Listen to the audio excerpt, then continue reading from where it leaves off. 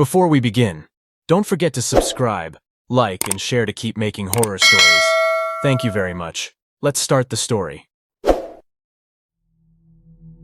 Jake and Lisa had been looking forward to their vacation in the mountains for months. They had rented a cabin deep in the woods, far from the noise and chaos of the city. The drive was long but picturesque, with winding roads and dense forests on either side. As the sun began to set, casting long shadows across the road, they found themselves relying on their GPS more than ever. "Turn left in 200 meters, the robotic voice instructed. Jake squinted at the narrow dirt road that appeared ahead. It seemed less like a road and more like a forgotten path. "Are you sure this is right?"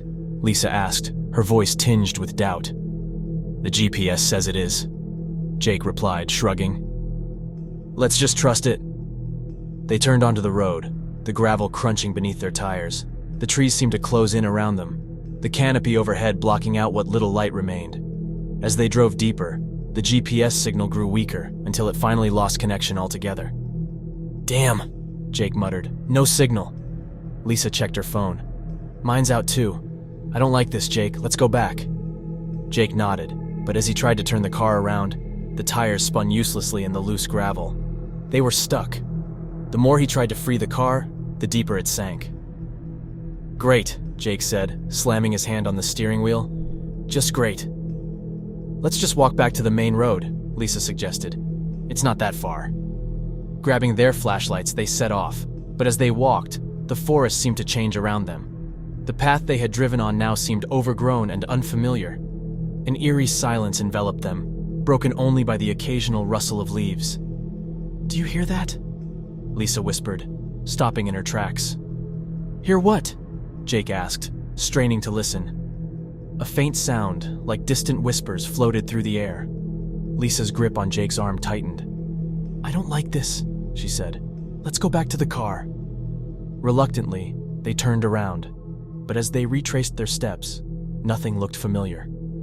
It was as if the forest itself was shifting, changing to keep them lost. Panic began to set in. "Jake, what if we never find our way out?"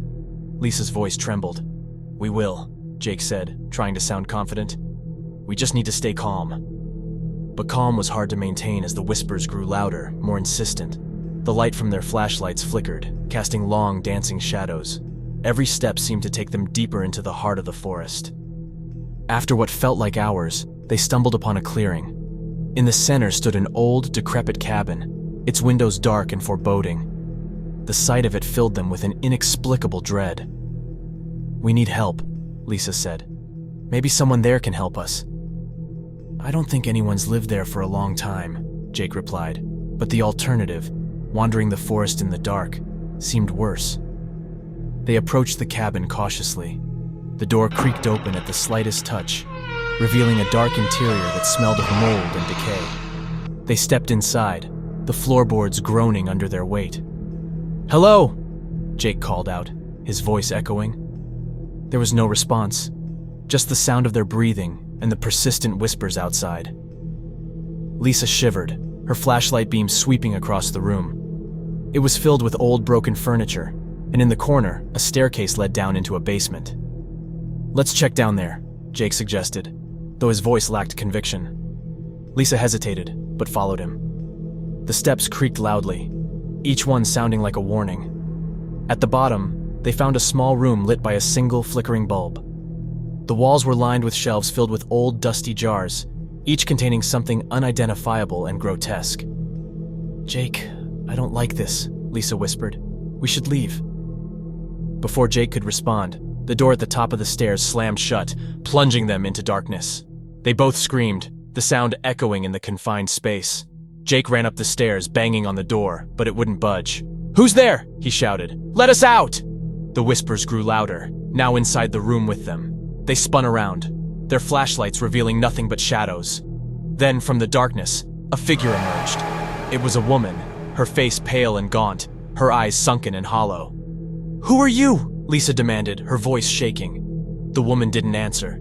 Instead, she pointed to a corner of the room where a large, old book lay on a table. Jake approached it cautiously and opened it. The pages were filled with strange symbols and drawings, all depicting scenes of ritual and sacrifice. "We need to get out of here," Jake said, slamming the book shut. But as they turned to leave, the woman blocked their path. Her eyes, now glowing with an unnatural light, bored into them. She raised her hand, and they felt an invisible force pushing them back. "You're not leaving," she said, her voice a chilling whisper. Lisa screamed, and the room began to spin. The walls seemed to close in on them, the air growing thick and suffocating. They collapsed to the floor, their visions blurring, and darkness enveloped them. When they awoke, they were no longer in the basement.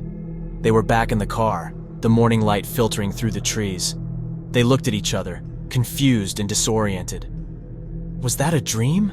Lisa asked, her voice barely above a whisper. "I don't know," Jake replied, rubbing his eyes. "But let's get out of here." This time the car started without issue, and they quickly reversed back onto the main road. They drove in silence, neither of them daring to look back at the forest. When they finally reached their cabin, they collapsed onto the bed, exhausted. As they lay there, trying to make sense of what had happened, Lisa noticed something on the nightstand. It was the old book from the basement.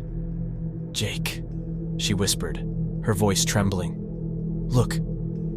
Jake turned and saw the book. His face went pale. "How did that get here?" Before Lisa could answer, the whispers started again, filling the room with their eerie, relentless chant. The cabin grew cold, and the lights flickered. They realized with a sinking dread that their ordeal was far from over. The forest had marked them, and no matter where they went, they would never escape its grasp.